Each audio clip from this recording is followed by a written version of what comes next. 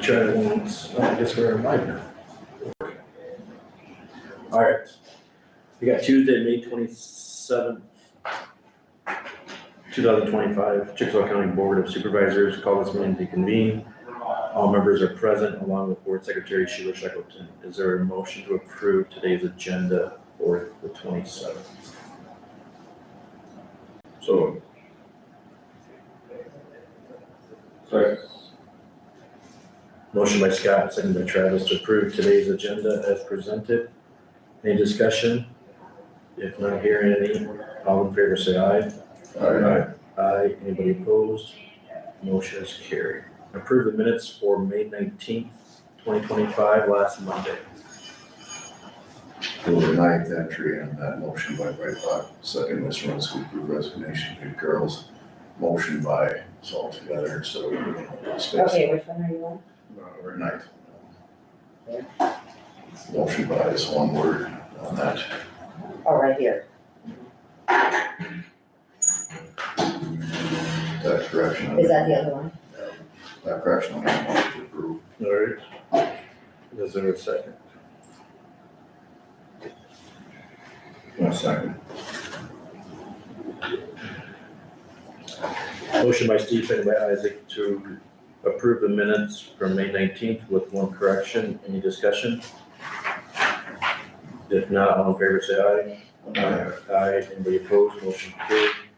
Moving on to minutes from May 21st.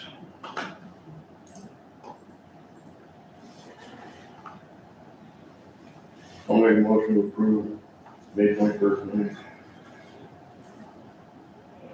Is there a second? Second. Motion by Travis, second by Isaac to approve the minutes from May 21st. Any discussion on those? If not, all in favor say aye. Aye. Aye. Anybody opposed? Motion carried. Meet with Sheriff Ryan Schauber. Good morning, Ryan. Morning. Review and approve 2025 Chevy Tahoe upfit services with Sector for the amount of $25,911.04 for the purchase policy. So I got a quote from Sector, so we've got our last 4 done with, and they do our camera services as well. So we've had good luck with them, getting everything from them, computers, docking stations, lights, everything. So it's been going well. This state bid pricing, so it would have been the same thing anybody else would have got, but we finally got the one. So that came to $25,911.04. Seems cheaper than usual because we've been able to reuse some of the equipment that's in the charger. Over the years, we've started to update some of the technology in there, as far as the tablets, the docking station for that tablet, so we're able to reuse that since it's new enough and we'll fit in the Tahoe. So let's start with that. And they can get things going, get stuff ordered so we can get paid for. Upfitting looks like first part of July we're hoping to get it in. But that's all changes. I usually add 2 to 3 weeks to what they tell me. So you actually won't pay for this till July? No, I'll pay for it now because they'll order the equipment. Oh, they want to pay Yeah. ahead of time, okay, I'd like to get paid ahead of time just to get out of this fiscal year. okay. The only thing is the charge for putting it in. Correct, that'll be, we'll pay for it now. That makes done with, but yeah, all the equipment. Is there a motion to approve per the purchase policy that amount? So moved. Is there a second? Second. Motion by Scott, second by Steve to allow the upfit services with Sector because it's over the $10,000 purchase policy in the amount of $25,911.04. Any discussion? If not, all in favor say aye. Aye. Aye. Anybody opposed? Motion carried. Thank you. Yeah, thanks guys. Ryan, I got a question. Yes, sir. This weekend, I talked to about 3 different people, Come on. and they all were complaining about the sheriff's office, saying that, something about they wanted nothing to do with their days. I didn't say that. Okay, well, that's fine, I just, that's what everybody's talking about down there. we're not committing to any parades this year, we just don't have the staff, and I can't guarantee we're gonna be there to lead parades like they all want us to, which we try to. But I've told every city that's asked, we'll put on our calendar, if we can be there, great, but don't plan on us to do it. Have one of the fire trucks or ambulances or somebody else do it, but we'll be down there. I'm not doing the cow milking contest, we haven't done that for years, again, it comes down to staffing, guys, I'm not paying people overtime to come out to do that kind of stuff. Well, And I know it's always been done in the past, and that's great. Things have changed, staffing levels have changed, our commitments have changed, so.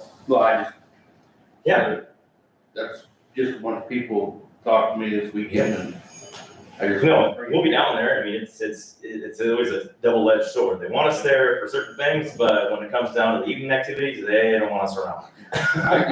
It's not just there, it's everywhere, so. You know, I couldn't knew what was going on. I appreciate that, and feel free, anytime, you guys get any complaints, my office door is always open, the phone is always on, so. Yep, more than happy to talk about it. Thank you. Yep. Any public comments, Jim? No, let me just ask, just in case. Donna, any public comment? Yep.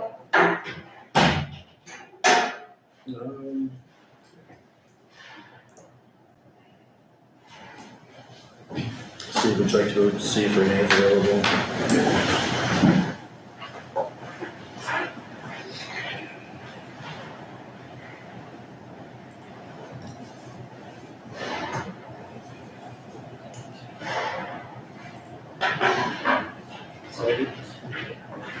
Yeah, so.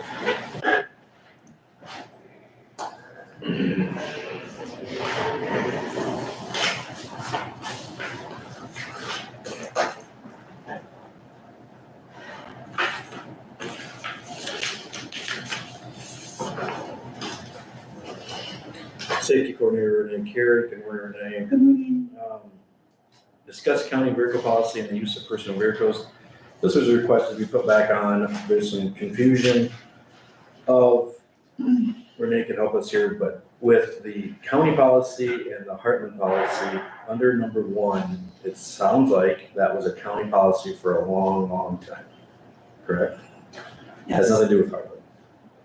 this so- has nothing to do with her. Yeah, so then we made some changes last week to request proof of insurance certificates within 15 days.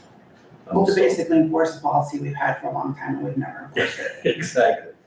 So finding out through some of the departments like public health and other departments, the 300,000 is maybe somewhat hard to get or have. I have one board member that turned his in and he doesn't need it and neither do the other 4 people that turned it in. So I contacted Community Motors Insurance down here and the legal is 20,000 for personal and 40,000 for accident. So I said, I called my agent, Van Dale Insurance out of Fairbank, talked to these people here, Community Insurance. So if you call them and you say, I need car insurance, they're gonna recommend that you go with 250 for the bodily injury and per person, and then 500,000 per accident is what they are going to recommend that you have. And I know like that's what most of these policies are coming in at anyway. So I'm wondering if we even, then those are subject to change, right? Because a little bit I saw on the internet. What if we just change the policy that states shall be required to have an active proof of insurance card, period? Right? I mean, is that, and cross out on personal renewal basis and purchase limits of $300,000 combined single limits. Then it can have the insurance card, because if you don't have an insurance card, that would be the minimum. Insurance cards, I know mine update every 6 months. Yeah, but it says active, so that would be. Any active card. You have to be, every 6 months you have to get that card. What are they doing now? Just one? Right now, you're doing the certificate of insurance, that's yearly. Well, yeah, But the. your card is not yearly, it's Normally, it's every 6 months. So like my new one starts, June 12th, Right, and mine's. and it goes until December. And then so in December, I'd have to give you another copy. So shall we required to have an active proof Why of? don't you just proof of insurance, a certificate of insurance, that way it's once a year. an Unless active- somebody really wants to keep track of every 6 months, because that's not me. And Scott, I think you gave me yours, but, I'm sorry to say it, but No else predicted. An active proof of certificate of insurance. they need to have a certificate of insurance, not active proof, it's just a certificate of Certificate of insurance. insurance. Stating, do you want just the legal limits? I'd say I would say at least, we have to have. you gotta have Iowa. And I don't think you're gonna get insurance from a company, That will. right? Yeah. It's just. And why are we requiring this? Because it's a To policy prove- they've had for a very long But time. if we're getting rid of the numbers on it and just requiring them to have insurance, what's the purpose of it then, I guess? I'm just trying to understand what the purpose of it is if we're vetting this. I thought that we were supposed to have Chickasaw County listed as an insured on your certificate of insurance. Like we do for the people who do work for the county. Otherwise, I agree with Dave, I don't really see what the point even is. So yeah, I just pulled up my certificate, and my certificate's only 6 months, February 14th, August 14th. Your card or your policy? That's my policy. Yeah, so the people that have given me their policy have to do that every 6 months, and then the people that have given me their certificate of insurance listing Chickasaw County as an insured, then they have to do that yearly. And my insurance cards are yearly. You gave me your We're certificate, right, so you're good. but my regular insurance cards are yearly. Won't do it every 6 months. So what was your question, Dave, I guess, because? I guess I'm uncertain why we have this policy, and if we're getting rid of the limits for insurance, and we're just saying you just need to have car insurance, period, we don't care how much you have or how much coverage you have, what's the purpose of this? Is the purpose of this, we don't want people driving their personal vehicles, taking their own risk and getting mileage reimbursed? I mean, if Heartland's not involved, I mean, if I don't have any car insurance and I get in an accident on the way to Des Moines for a conference, I mean, I'm still gonna get my mileage even if I'm uninsured, right? I mean, that's my own risk. I mean, if we're worried that the county's gonna be sued based upon persons driving their personal vehicles for county use, then I would think Heartland would be involved and mandate that we have, like Renee said, them county listed as an insured somehow. Sorry, you Because said. that doesn't do any good just for me to have a coverage limit. And Heartland is not involved in this policy at all. No. I sent you that email that You got from. conversation with Judy. But I think it falls under workers' comp, because we did have a claim when somebody else hit one of our county workers in a personal vehicle, and the county was stuck with that workers' comp claim. I have no idea if they had to provide proof of insurance or certificate of insurance. Then you get down to, okay, so this person doesn't wanna give that information, then how are they supposed to get where they're going? Correct. So like, is Shirley supposed to use the assessor's car and then pay the assessor the mileage from the recorder's office? Because I believe Stephanie sold the county car. The board, yeah. Long time ago, we bought a car from the assessor and then we sold it. I guess I'm uncertain why Heartland is not involved. And if they're not involved and they don't care about that, they're gonna cover us regardless of what happens. What is the purpose of this policy? My two questions. And I don't know, maybe someone from Heartland can answer those questions, but maybe they have an answer. Judy said this was a policy that this board came up with. And then when I said, who says it has to be $300,000? They said the board would have set that. And then when I talked to Ian about it, this has been a while ago, she said the board can set whatever they want. If it said it at $600,000 if they wanted to. Or just get rid of it. That's what I was thinking. I mean, you might as well just get rid of it. You haven't enforced it for over 20-some years. It's just taking up space on our paper. I mean, I've always been paying my mileage. It was my turn then. I'm trying to understand how, if I'm on my way to Des Moines for a county attorney's conference and I get in a car accident and it's my fault, how the other driver is gonna sue the county based upon that. And my insurance is gonna say, no, we're covering you personally, we're not extending that beyond anything else, regardless of whether I had $1 million or $1 in coverage. I can't imagine Progressive, my insurance company is gonna say, yeah, we'll pick up the county's liability for them for $500,000 as well. Maybe I'm wrong, insurance is a totally separate beast, but if Heartland's not mandating it, they're not involved with it, I'm having a hard time understanding what. So then we would have. But I would wanna make sure of that. So would you just take out that whole section, Dave? Would you, Well, by law, they're required to have insurance, so. I State mean, law. Yeah, it's not like we're mandating something that they don't already have. Well, that's Should why be. this policy was put in place before Iowa law mandated. That makes sense. That could be the deal. That's what we want. would you leave number 2 in there? Change to number 1.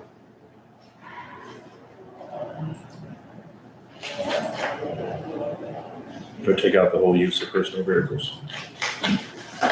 That's up to you guys, what your policy is. I mean, I know some other entities, schools or whatnot, say you have to use the school vehicle or the county vehicle first, and you don't get mileage unless you have to prove a reason why you're not using it. I mean, unless it's being used by someone else or something else, you just don't get to use your personal vehicle and rack up mileage unless you have a specific reason for doing so, i.e. there's not something else available for you to use instead. And I don't think we had that option here, right? And that's my knowledge. Some departments might, but that would be their own little policy. Right. You guys okay to delete number 1 and just add number 2 as the number 1? Or you guys want more research done by Heartland or the county, or We're gonna delete number 1. delete that whole paragraph? Gotcha, she said. Yeah, fine. Delete the whole paragraph. Since the state law now dictates that you have to have the minimum liability insurance. Yeah, just to be on it, so. Do you see a reason for wanting more?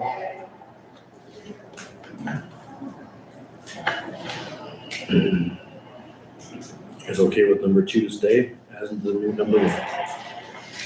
Well, there's only a couple of departments that actually have that, well, I guess it was conservation, seminars, Sheriff's office. sheriff's office, assessors. Okay. I take my personal vehicle sometimes when I could take a county vehicle, but I might be going off my path of directly to a meeting and back. And I don't obviously count those.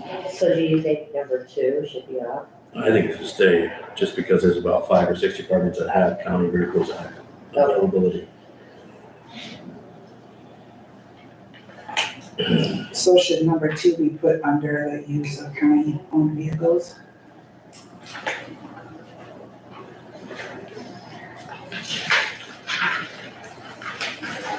Could make that the number 2 under that. Okay, so Which that's- one, Renee, I guess? I was just saying, could you just take that number 2 and put it under the use of county-owned vehicles on the front page, add it to as number 8? So, on the front page. Yeah, I'm okay with So that. this is gonna be number 8, and that over here, and then we're taking out use of personal vehicles Totally. altogether. Totally good with that. Okay, You guys okay with that? And then change the revised to today's date Yeah. and the new policy. Can I get that in the form of a motion, please? So I guess, before you do this, I would wanna make sure, sitting here thinking about this for the first time, that if in fact someone is getting reimbursed mileage for doing county business on their way to a meeting or from a meeting and causes an accident, what's Heartland's role, if any, in that process? Why don't I go make a phone call and I'll come back, That would be what I'd be curious about. so we can get this. Yeah, I'm curious about it too, because I mean, I don't necessarily, I agree with your statement earlier, where it's any different than driving someplace else to go to work. Right. You know, I worked at Walmart and I got in an accident on the way to work, why would Walmart be involved? And I suppose the argument could be made from a plaintiff's perspective that you were conducting official county business because you're on your way to a meeting because the county was paying you not only your wage, but also your mileage. So in effect, you were a county employee, you were an agent of the county when that happened, we'd say legally. But I don't know that if Heartland steps in and says, yeah, we'll defend you, that's part of your blanket policy or umbrella policy is for us to do that, then there's no need for this policy. But if Heartland says, yeah, we're not gonna do that, then this policy is useless unless we, like Renee says, unless we're gonna make people name the county as secondary insured when you're operating, when you're doing official county business in your personal vehicle. That's what I was assuming we were supposed to do, is name the Right, county. and yeah, that would make more sense to me. That would make a lot of sense to me.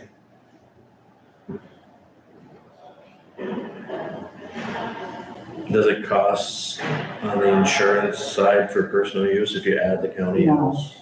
It does not. When this came up last year, I did it. I had Chickasaw County add it, and they sent it over. It didn't cost me anything.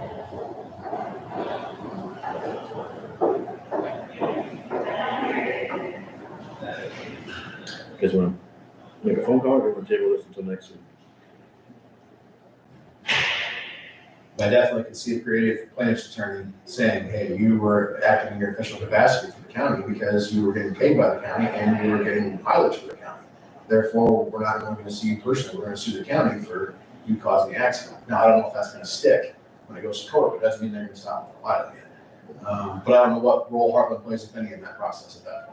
Maybe it's never happened before. Can't imagine it hasn't, but. I believe it has.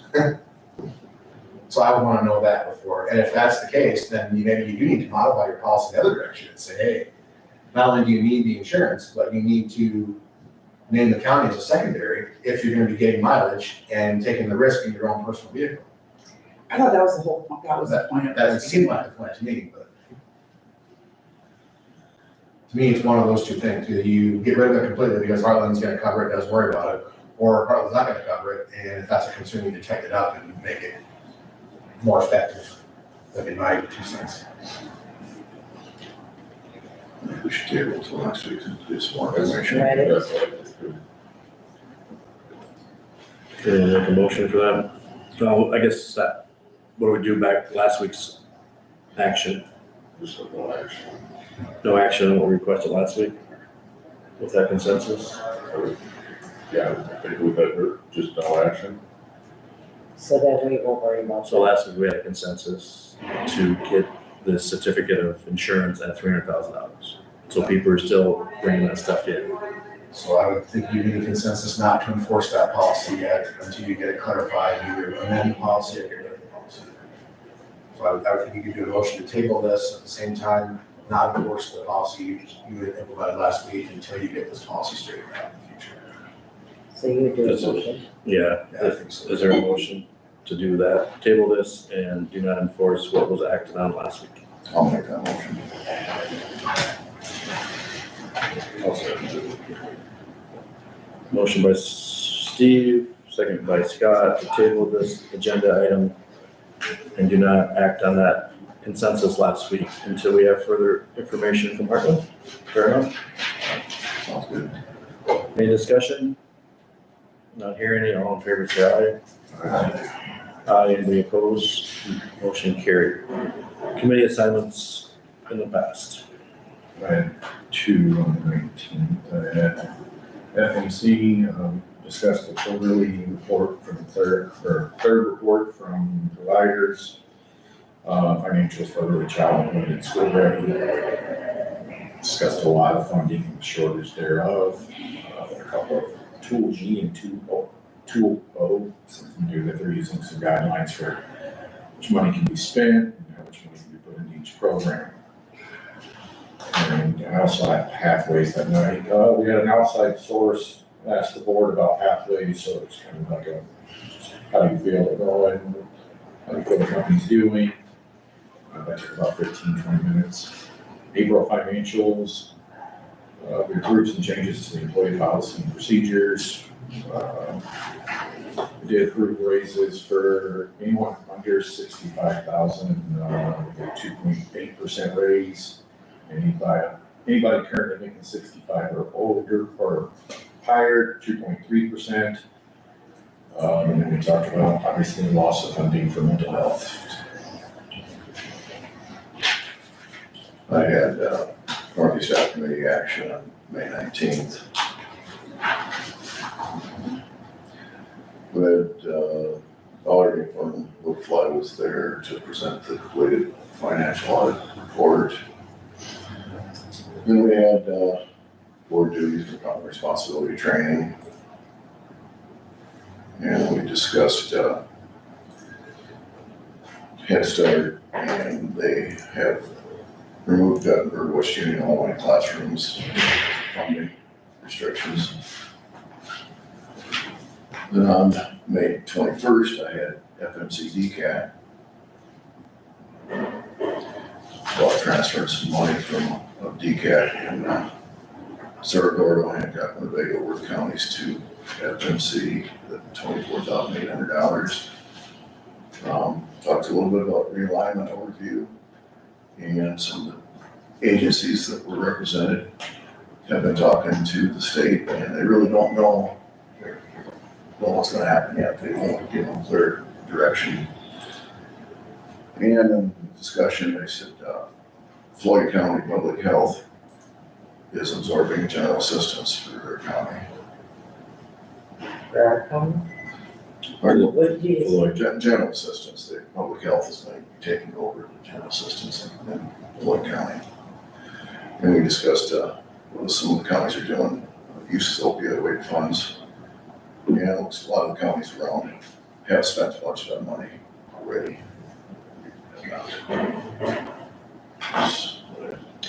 Thank you. Anybody else? Yeah. I had an executive CSS meeting on Thursday, the 22nd, to prepare for tomorrow's agenda meeting. Just a couple things that's on tomorrow's agenda. They're gonna wipe all the laptops and phones with NGT on the 30th of June. So all the personal information will be off of those devices. The state of Iowa has not, as of Thursday last week, approved the closeout plan yet for CSS. So hopefully we have an update on that tomorrow. All the vehicles got sold, like we made the motion last month, so all that money came into the funds. Otherwise, I'll bring back more stuff that we act on, but we'll see what happens with the last 5 weeks of business for CSS. What day is that? That was Thursday.